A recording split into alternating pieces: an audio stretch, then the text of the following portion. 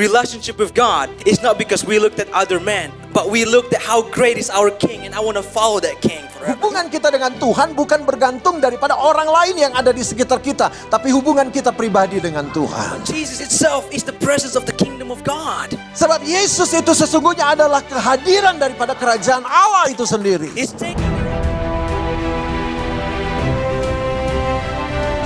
Jesus says, "Behold, the kingdom of God is within you." Yesus berkata, lihatlah, kerajaan Allah ada di tengah-tengah kamu. Jesus was referring to himself that he is the kingdom of God. Yesus ingin menyatakan bahwa dia adalah kerajaan Allah itu sendiri. That they were talking to the king right in front of them. Bahwa mereka sedang berbicara kepada raja dari kerajaan itu. But they don't understand. And quite frankly, when we read the first 21, there's something unique about it. Saudara-saudara, waktu kita membaca ayatnya yang ke-21, ada sesuatu yang unik yang akan kita dapati di sini. So let's go verse 21. Mari kita lihat ayat 21 saja. Here in this version of translation, it says around you. Nah, di sini di dalam terjemahan bahasa Indonesia, terjemahan baru TB, saudara, ya dikatakan kerajaan Allah ada di antara kamu. But in my Bible, King James Version, Tetapi di dalam Alkitab King James Version, it saudara, says within you. tetapi di dalam Alkitab King James Version disebut within you, di dalam kamu. So it's different, Jadi ini cukup berbeda, saudara. very different. Berbeda. But today, since we're talking about living in kingdom's life, that means that we're going to use the within approach. Tapi hari ini kita berbicara tentang bagaimana hidup di dalam kerajaan Allah. Saya lebih menggunakan terjemahan di dalam kamu, within you. Why is that? Kenapa begitu, saudara? Because that meaning that it has a deeper connection between the divine source to an individual person.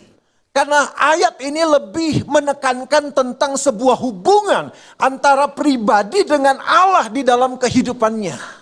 So rather than just saying around people, nothing wrong with that. But I like that version because relationship with God is not because we looked at other men, but we looked at how great is our King, and I want to follow that King forever. Ini berbeda, saudara. Kalau sekedar hanya ada di sekitar kamu, ini berbeda. Sebab hubungan kita dengan Tuhan bukan bergantung daripada orang lain yang ada di sekitar kita, tapi hubungan kita pribadi dengan Tuhan. It doesn't require money. Ini bukan tentang uang, saudara. It doesn't require fame.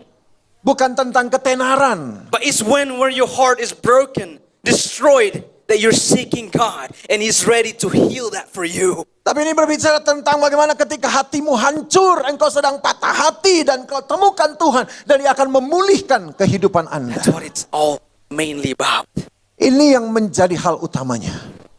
So the easier way to understand Jadi hal yang mudah untuk kita pahami adalah is when we believe in our Lord King Jesus Christ adalah ketika kita percaya kepada Tuhan kita Yesus Kristus and submit to His Lordship.